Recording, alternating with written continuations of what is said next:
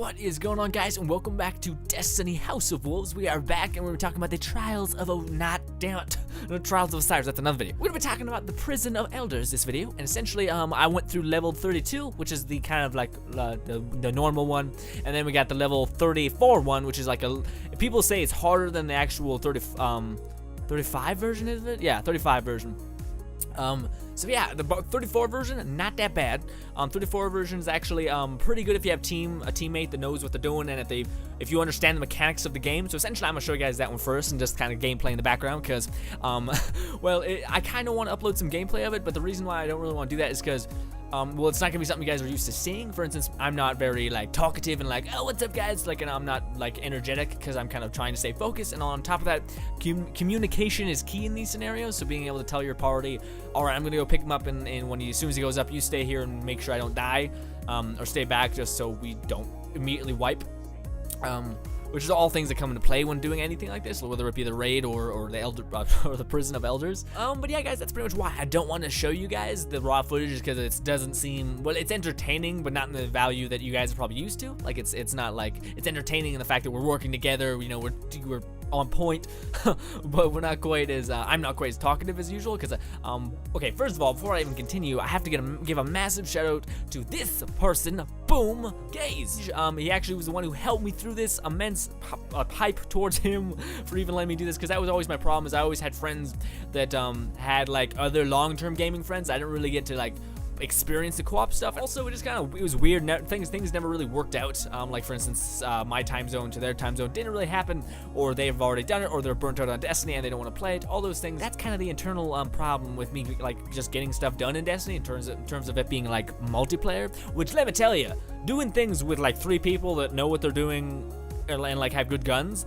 makes a world of a difference. Like, we were playing the Nightfall. We destroyed the Nightfall in like probably like 12 minutes, probably like 15 minutes. It was crazy. We got through it insanely fast, and it makes a big difference that people that can actually like do something, you know, people who have a Gallowhorn, for instance, people who like know how the best places to sit, you know, and I don't have to expect them to do that because they already know that shit, is amazing. But that's just a side thing. But anyways, back to the Prison of Elders. Did I like it? I thought it was amazing. The one thing that still gives me a little bit of annoyance is people keep calling it horde mode. It's not a horde mode. Horde mode means you can mindlessly kill shit. That's fun. This is not the case at all. The most important thing when going into the Prison of Elders is knowing the objectives and knowing how to get them done at all costs. So that means the enemies are relevant. Like, the enemies are bad, but they're more for like the end boss fight. The end boss fight, you want to start working on the enemies. That's when it kind of becomes a horde mode, because there's the main boss and then there's tons of little enemies. Whereas the other rounds, round 1 through 4, are all based on objectives. So if you don't get to your objective, you immediately die. There's no getting around that. You're dead. Whereas, like, say if your teammate goes down from an enemy, you can pick him up. See, there's like, it varies. And also, yeah, just knowing where those things are. For instance, mines being on top of that, having a blade dancer to ghost and sitting beside a mine, dismantling it, is really helpful. Also having a Sunsinger to res is really nice. By res, I mean like resurrect. And also having a Titan Bubble. Titan Bubbles really come in handy when fighting the actual boss, though, just because you get no more damage. It's pretty great. Now, as of the level 32 boss, it wasn't too bad. It was actually it was kind of like a shrunken Crota, if that's given any indicator. Nope, no, it wasn't. My bad. It's a Valis Tark, except he's a midget. That's pretty much, yeah, my bad. And yeah, it wasn't that bad at all, actually. We put him down rather easily. I guess I might as well talk about the level 34 version. Essentially what this one is, and I kept hyping it up to be really hard. How it is so hard is that this enemy that you're facing has a shit ton of health, like enough to make Gallowhorn look like it's a pea shooter. Like, it's got a lot of health. But on top of that, the one thing that he does is he does a consistent damage that is not blockable unless you have I think a Titan Bubble will stop it, but essentially what it does is he lights the floor on fire, and anytime you touch the floor, it puts a flame dot on your body.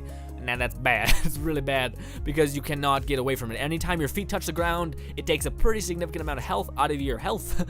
And yeah, I didn't have too much trouble with it just because I was able to put him down because I was level 34. Oh my god, I just got hit. I'm not sure if that was going to line up with the commentary / gameplay ratio, but anyways, yeah. So essentially, I was level 34, sorry, because I actually completed the level 32 version, which gave me my armor core, which pushed me up to level 33, and then I went and did the Trials of Osiris, and that pushed me up to level 34. And then I'm max level now. That's amazing. Probably make a video about telling you guys all my loot and all that good stuff. And yeah, but anyways, that's a side thing. The basis is that this motherfucker is hard as shit. He's really difficult to actually beat. I didn't have the biggest problem with him, just because again, that your level matters. If you're 2 levels below the enemy, you're in trouble. Like, that's just gonna hurt. Gallahorns aren't really gonna be doing anything at that point. So yeah, it's really important to have a high level and to focus on your armor and to focus how to get stuff. And honestly, if I give you any advice on how to just get like a high level, is go do the first 32 version. It's not that bad. Go do that. Get your armor core. Buy the armor piece.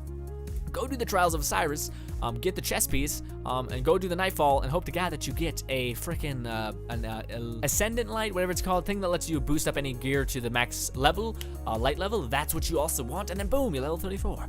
Now I imagine this is not helpful because the loot in both tables are gonna be different, but yeah, just never mind that. That's just okay. Well, that was what I did essentially. But anyways, guys, that's gonna go ahead and end it. I just want to let you guys know my thoughts on the House of the Prison of Elders. Sorry.